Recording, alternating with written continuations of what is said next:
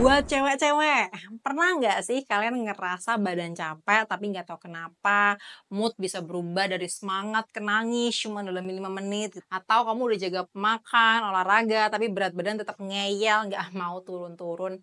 Jawabannya bisa satu, hormon. Yaps. Masalah hormon itu nggak cuman punya wanita hamil atau menjelang menopause aja. Faktanya setiap hari tubuh wanita ini mengalami fluktuasi hormon alami. Baik dari siklus haid, stres, tidur, sampai apa yang kita makan ya teman-teman. Kalau hormon seimbang, hasilnya terasa. Energi kalian stabil, kulit lebih sehat, mood lebih tenang, dan berat badan lebih mudah dikendalikan. Tapi begitu hormon mulai ngambek nih, semua bakal berantakan teman-teman. Makanya, menjaga keseimbangan hormon ini jadi fondasi utama kesehatan wanita. Dan kabar baiknya, nggak selalu harus lewat obat. Makanan sehari-hari bisa jadi alat paling ampuh untuk menenangkan sistem hormon kita yang capek nih teman-teman. Jadi yuk kita bahas tentang 5 makanan yang bisa menstabilkan hormon wanita. Sebelum itu aku bakal bahas sedikit tentang hormon dan kenapa kok penting bagi wanita. Jadi hormon ini adalah pembawa pesan kimia yang diproduksi oleh tubuh untuk mengatur berbagai fungsi. Pada wanita bisa mengatur siklus haid, metabolisme tubuh, suasana hati, tidur, hingga libido dan kesuburan. Beberapa hormon yang paling penting pada wanita ada estrogen ya. Dia bisa bertanggung jawab pada perkembangan seksual wanita, siklus haid, ovulasi, dan kesehatan tulang. Kalau kelebihan estrogen bisa menyebabkan jerawat, haid parah, hingga fibroid. Lalu ada progesteron, ini menenangkan sistem saraf, membantu tidur kita, dan menyeimbangkan efek estrogen. Biasanya dia bisa turun drastis saat stres atau menjelang menopause. Hormon tiroid ini mengatur metabolisme tubuh, energi, dan suhu tubuh kita serta berat badan. Kalau terganggu, bisa bikin cepat capek, susah turun berat badan, dan bahkan kita mudah kedinginan. Lalu ada hormon insulin, ini mengatur gula darah dan menyimpan lemak. Biasanya orang-orang yang terganggu insulinnya, resistensi insulin bisa memicu PCOS, jerawat hormonal, dan lemak di perut. Lalu ada oksitosin, ini hormon kasih sayang dan ikatan sosial. Biasanya membantu menurunkan kortisol dan meningkatkan rasa aman kita. Dan yang terakhir hormon kortisol atau hormon stres. Ini berguna dalam jumlah kecil, tapi kalau terus tinggi bisa merusak semua hormon lain nih teman-teman. Nah, hormon-hormon ini bekerja saling terhubung. Jadi kalau ada gangguan pada satu hormon, misalnya karena kurang tidur, stres, pola makan buruk, bisa mengacaukan sistem hormon kita secara keseluruhan. Untungnya, ada banyak makanan sehari-hari yang justru bisa membantu tubuh memproduksi, mengatur, dan mendetoks hormon kita secara alami. Yuk, lanjut aja. Kita langsung bahas ya.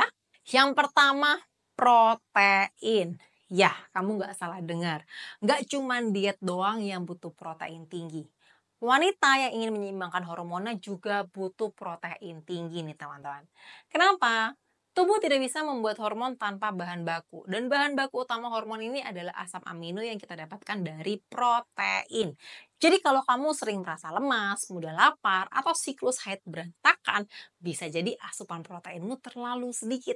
Protein bisa mendukung produksi hormon seperti leptin dan grelin, GLP-1, insulin, serta dopamin dan serotonin. Jadi makan cukup protein juga bisa membantu menjaga massa otot dan metabolisme kita, serta membantu menjaga berat badan kita secara stabil nih teman-teman. Nah, sumber protein terbaik untuk hormon wanita apa aja?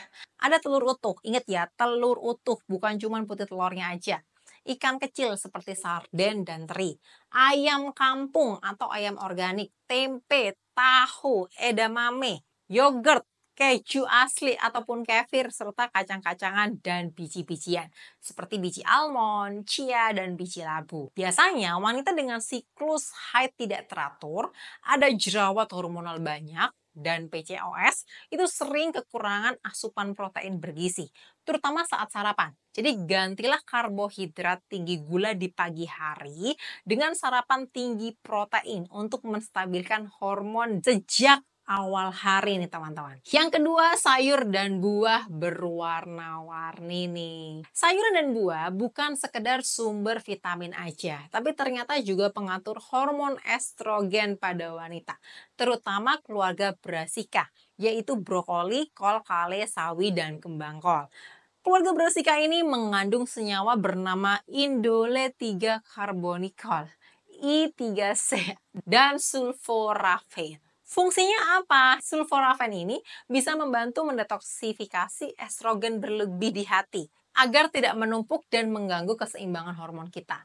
Lalu menurunkan resiko dominasi estrogen. Karena terlalu banyak estrogen dalam tubuh bisa menyebabkan jerawat hormonal, haid menjadi berat, kista, atau bahkan nyeri payudara. Simpelnya, sayur ini menjaga hormon estrogen tetap seimbang dan sehat, terutama penting untuk wanita usia subur atau yang menggunakan pil KB hormonal serta yang sering mengalami keluhan hormonal nih teman-teman. Nah, selain itu buah dan sayur juga mengandung serat larut dan tidak larut serta prebiotik alami yang memberi makan bakteri baik di usus. Ingat, 80% kekebalan tubuh kita dan produksi hormon dimulai dari usus. Jadi, mulai sekarang kombinasikan warna sayur kita. Ada warna hijau dari brokoli, oranye dari wortel, ungu dari bit, merah dari tomat, dan konsumsi minimal 2-3 cangkir sayuran per hari. Kalau bisa makan dalam bentuk mentah, kukus, atau tumis ringan untuk menjaga nutrisinya agar kalian bisa mendapatkan manfaat sayuran itu untuk menjaga hormon kalian.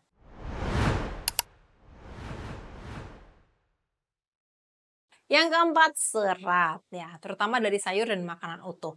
Ini berperan besar dalam menstabilkan kadar gula darah kita. Ingat ya, gula darah yang nggak stabil, insulin nggak stabil, bisa mengganggu keseimbangan hormon estrogen, progesteron, dan kortisol. Serat dan bakteri usus sehat dapat membantu membuang kelebihan estrogen yang berlebihan melalui feses, serta bisa mengurangi peradangan yang dapat mengganggu kerja hormon tiroid dan hormon reproduksi kita. Simpelnya, serat dapat membantu hormon tetap seimbang, pencernaan lebih lancar, dan tubuh lebih responsif terhadap hormon alami kita nih teman-teman. Lalu ada jamur. Jamur seperti jamur tiram, jamur shiratake, malaika itu mengandung beta-glukan dan senyawa imunomodulator yang bisa meningkatkan imunitas, mengurangi reaksi inflamasi berlebih, serta mendukung fungsi hati untuk memetabolisme hormon. Kalau kalian nemu jamur di pasar, jangan disepelekan, langsung diambil dan dibuat nutrisi harian. Lalu ada alpukat. Ya, alpukat nggak cuma enak, tapi ternyata dia sumber lemak sehat dan serat tinggi yang sangat mendukung keseimbangan hormon wanita. Alpukat itu tinggi lemak tak jenuh tunggal yang membantu tubuh memproduksi progesteron. Lalu vitamin B6 dan folat membantu pembentukan neurotransmitter seperti serotonin, dopamin yang dapat membantu menstabilkan mood dan mencegah gejala PMS. Serta kalium dan magnesium. Ini mendukung relaksasi otot, meningkatkan kualitas tidur, dan penurunan hormon stres atau kortisol. Ya. Jadi kombinasi serat, lemak sehat, dan antioksidan dalam alpukat sangat efektif untuk wanita yang mengalami stres kronis, siklus haid nggak teratur, atau gejala PMS yang mengganggu nih teman-teman. Omega 3, ini lemak baik banget untuk mood, hormon, dan peradangan 3. Kalau hormon kamu sedang berisik, mudah tersinggung, susah tidur, nyeri haid parah, atau mood swing, coba periksalah asupan omega 3 kalian. Omega 3 ini adalah lemak esensial antiinflamasi yang sangat dibutuhkan untuk kestabilan hormon, terutama kortisol, prostaglandin, estrogen, dan progesteron. Nah, tubuh sayangnya nggak bisa membuat omega 3 sendiri. Jadi kamu harus dapetin omega 3 ini dari makanan. Sumber omega 3 itu dari EPA dan DHA, yaitu sumber dari hewani, serta alam dari tumbuh-tumbuhan seperti kacang-kacangan dan biji-bijian. Sumber omega 3 terbaik yaitu ikan berlemak kecil seperti sarden, salmon, makarel, ikan teri, ikan lele, ikan kembung itu tinggi akan omega 3. Lalu dari minyak ikan murni, ada suplemen omega 3 kalau kamu mau beli. Lalu ada biji-bijian seperti biji rami, chia seed, biji kenari, kacang itu sumber omega 3 yang tinggi. Serta rumput laut nih teman-teman. Nah, manfaat omega 3 ini apa sih? Bisa mengurangi peradangan yang dapat memperburuk jerawat hormonal dan PMS. Menstabilkan suasana hati, terutama saat menjelang haid dan pasca melahirkan. Mendukung keseimbangan estrogen kita dan menurunkan nyeri saat menstruasi nih. Yang keenam, probiotik. Mikrobioma usus kita ini adalah kumpulan bakteri baik dalam saluran cerna yang ternyata berperan besar dalam keseimbangan hormon wanita. di mana usus dapat membantu memetabolisme dan membuang hormon berlebih seperti estrogen. Lalu bakteri baik juga bisa menghasilkan neurotransmitter seperti serotonin dan GABA untuk relaksasi otot. Jadi kondisi usus sangat mempengaruhi suasana hati dan stres kita. Nah, ketidakseimbangan flora usus atau disbiosis bisa menyebabkan peradangan dan penumpukan hormon yang bisa memicu jerawat hormonal, PMS parah, hingga gangguan tiroid nih teman-teman. Salah satu strain bakteri yang paling menarik adalah Lactobacillus reuteri, karena terbukti bisa meningkatkan oksitosin atau hormon yang bisa bikin kita merasa tenang, penuh kesayangan dan rasa cinta, serta mengurangi kecemasan dan stres, dan memperkuat pertahanan saluran pencernaan kita, serta menyeimbangkan sistem imun. Singkatnya, usus yang sehat sama dengan hormon yang stabil, mood yang lebih tenang, dan tubuh lebih tahan terhadap stres. Jadi makanan probiotik seperti yogurt, kefir, kimchi ini bisa mendukung mikrobioma alami untuk menjaga hormon wanita nih teman-teman. Jadi keseimbangan hormon wanita nggak cuma harus dipenuhi dengan obat-obatan ataupun suplemen mahal ya teman-teman. Faktanya tubuh wanita sudah punya sistem hormonal yang sangat cerdas, asal kita tahu gimana cara mendukungnya dengan makanan-makanan alami. Ingat ya, gangguan hormon pada wanita ini adalah respon tubuh terhadap sinyal yang nggak seimbang. Bisa terlalu banyak gula, terlalu sedikit tidur, atau bahkan terlalu banyak stres, dan terlalu sedikit koneksi sosial kita. Tapi sinyal ini bisa diubah dan dimulai dari pilihan sederhana apa yang kamu makan hari ini. Dan kalau teman-teman ada pertanyaan atau ada yang ingin diskusikan, silahkan tuliskan di kolom komentar. Dan teman-teman, see you di video lanjutan ya. Bye-bye. Bye.